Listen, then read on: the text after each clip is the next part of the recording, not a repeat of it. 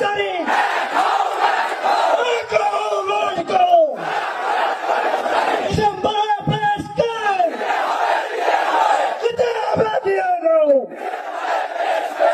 তবে কর্মচারী ভাইরা, আমরা আপনাদের ন্যায্য দাবির পক্ষে জাতীয় নাগরিক পার্টির পক্ষ থেকে পরিষ্কারভাবে একত্রতা ঘোষণা করছি।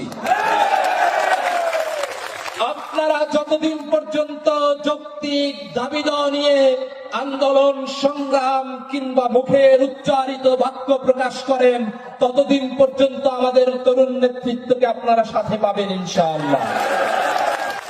এর বিনিময়ে জাতীয় নাগরিক পার্টি এনসিপির পক্ষে আপনাদের কাজ করার প্রয়োজন নাই। এর বিনিময়ে আপনাদের পরিবার পরিজনকে স্বপ্নকলিতে ভোট দেওয়ার প্রয়োজন নাই। আপনার অঞ্চলে আপনার দেশে যিনি যোগ্য নেতৃত্ব, যিনি দেশকে ভালো রাখবেন, ভালো চালাবেন, আপনার বিবেককে প্রশ্ন করে আপনারা তাকে ভোট দিবেন। আমরা মনে করি রাজনৈতিক দল হিসাবে জনতার মুখের উচ্চারিত যৌক্তিক দাবি আমাদের দলীয় রাজনৈতিক ভাষায় রূপান্তর করা জাতীয় নাগরিক পার্টির অন্যতম কাজ। এই জন্য কোন ধরনের বিনিময়ের প্রয়োজন নাই। আপনারা কর্মচারী কর্মকর্তা ভাইদেরকে পরিষ্কারভাবে আরেকটি অনুরোধ জানাতে চাই, আপনারা বিভিন্ন সময় আপনাদের দাবি অধিকারের কথা আপনারা বলেন, পাশাপাশি আপনাদের সেক্টরগুলোতে সমগ্র বাংলাদেশে যেই ধরনের কালোবাজারি, দুর্নীতিবাজ এবং অন্যায় অলিগাররা বিভিন্ন ধরনের ব্যবস্থাকে নষ্ট করে রেখেছে, আপনারা সেগুলোর বিষয়ে সোচ্চার হবেন। আপনারা শুধুমাত্র নিজেদের স্বার্থকেন্দ্রিক দাবির বাইরে গিয়েও বাংলাদেশের জনগণ, সকল কর্মকর্তা, শ্রমজীবী, কর্মচারী মানুষরা যেন একসাথে থাকতে পারে, ভালো থাকে, সে সকল বিষয়ে আপনাদের কাছে বিনীত অনুরোধ করছি। আপনারা সে সকল বিষয়েও আপনারা যদি কোনো অন্যায় দেখেন, আপনারা প্রতিবাদ করবেন। আমরা যেভাবে আপনাদের ন্যায্য দাবির সাথে একাত্মতা ঘোষণা করছি, সেই সমস্ত বিষয়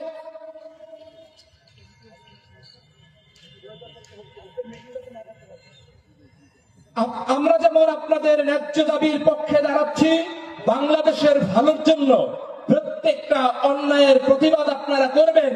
শুধুমাত্র আপনাদের কাছে ভোট চাওয়া না, আপনাদের কাছে আমাদের সমর্থন চাওয়া না, আপনারা বাংলাদেশের পক্ষে কথা বলবেন, এতটুকু মিনতি করে আপনাদের সাথে আমরা সংহতি জানাচ্ছি।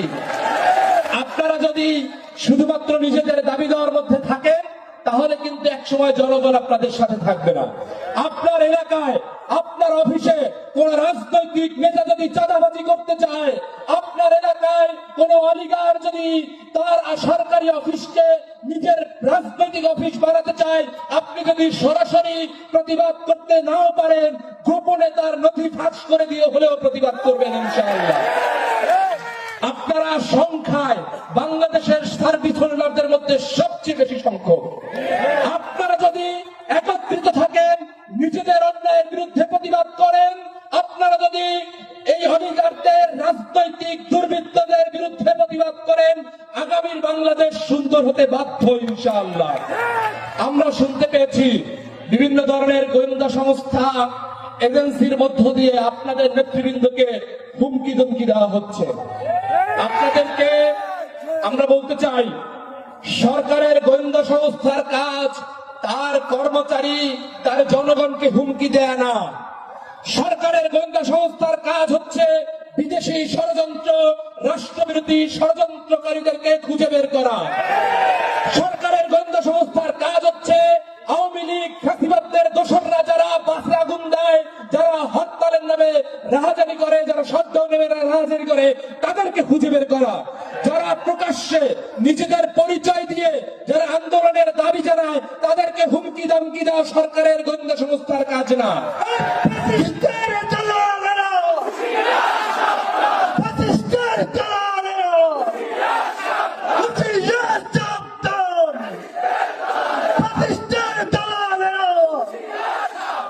কিন্তু আমরা দেখতে পাচ্ছি আওয়ামী লীগের মিছিল মিটিং এর কোন ছবি, তথ্য গোয়েন্দা সংস্থা, পুলিশ, ডিবি, র্যাবের কাছে দিতে পারেন না।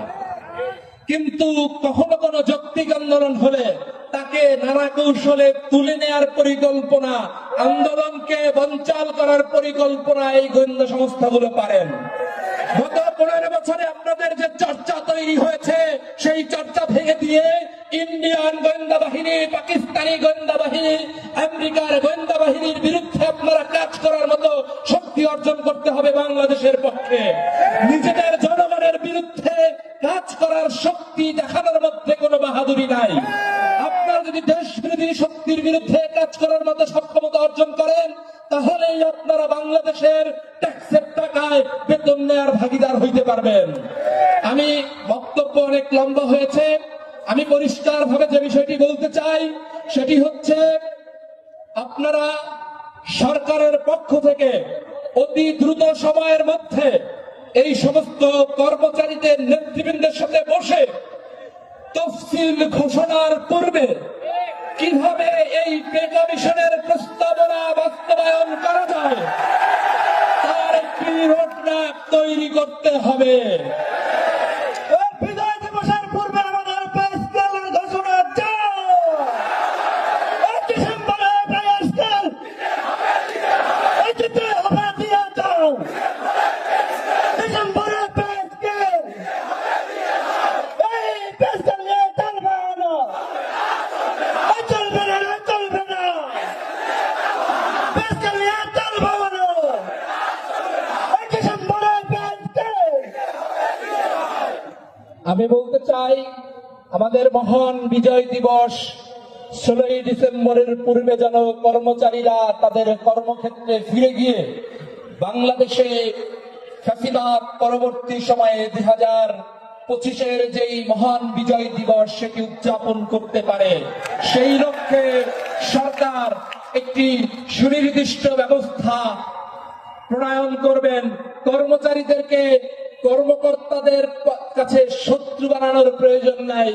একটি ইনক্লুসিভ অন্তর্ভুক্তিমূলক রাষ্ট্র প্রণয়নের লক্ষ্যে সকল কর্মচারীদের নেতৃবৃন্দদের প্রতিনিধিদের সাথে নিয়ে সরকার কিভাবে নির্বাচনের পূর্বেই পে কমিশনের প্রস্তাবনাগুলো সঠিকভাবে বাস্তবায়ন করা যায় সেই লক্ষ্যে সরকার ব্যবস্থা গ্রহণ করবে।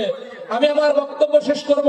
আবারও বলতে চাই, আপনারা আমার সাথে স্লোগান দিবেন, লাখো শহীদের রক্তে কেনা দেশটা কারো বাপের না, লাখো শহীদের রক্তে কেনা দেশটা কারো সচিবের না, লাখো শহীদের রক্তে কেনা দেশটা কারো ব্যবসায়ীর না। আমি বলবো, লাখো শহীদের রক্তে কেনা, লাখো শহীদের রক্তে কেনা, লাখো শহীদের রক্তে কেনা,